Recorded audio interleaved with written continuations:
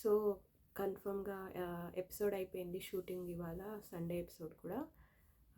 సృష్టి Varma eliminated. Flora Saini యాక్చువల్గా eliminate అవ్వాల్సిండేది, least vote దానికే వచ్చింది.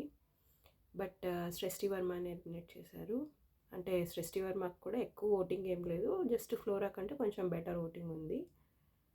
కానీ సంజన విషయంలో, అంటే సంజనాని విలన్ చేయాలి అంటే అలాంటి ఒక యాంగిల్ని బయటకు తీయాలంటే ఫ్లోరాని పెట్టుకుంటే బెటర్ అన్నట్టు.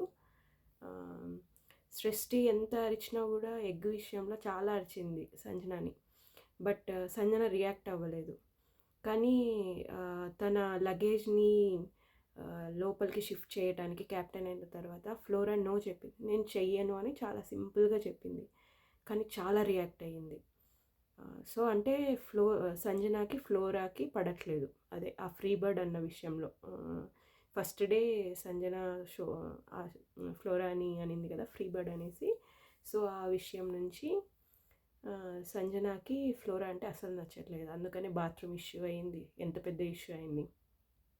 దో ఫ్లోరా అంటే తనతో ఫుల్ మాటలతో ఫైట్కి దిగకున్నా కూడా సంజన నుంచి ఒక టైప్ ఆఫ్ విలనీ యాంగిల్ బయటకు వస్తుంది ఫ్లోరా వల్ల.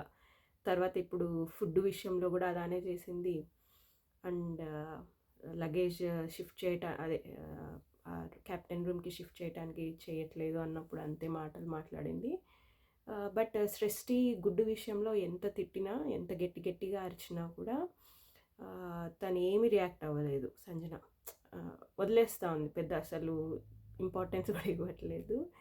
అండ్ సృష్టి పర్లేదు, జెన్యూన్గానే ఆడింది, మంచిగా తన ఒపీనియన్స్ అన్నీ చెప్పింది.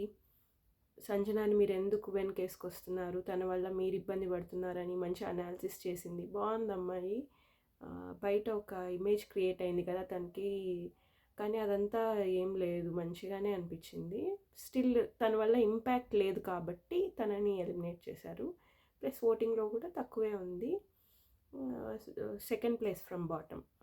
కానీ సో ఈ సంజన ఫ్లోరా ఇష్యూ వల్ల తినని తీసేశారు అంతే. Let's wait for her buzz. Shivaji గారితో బజ్ ఉంటుంది కదా, ఎలా ఉంటుందో చూద్దాం. Thank you.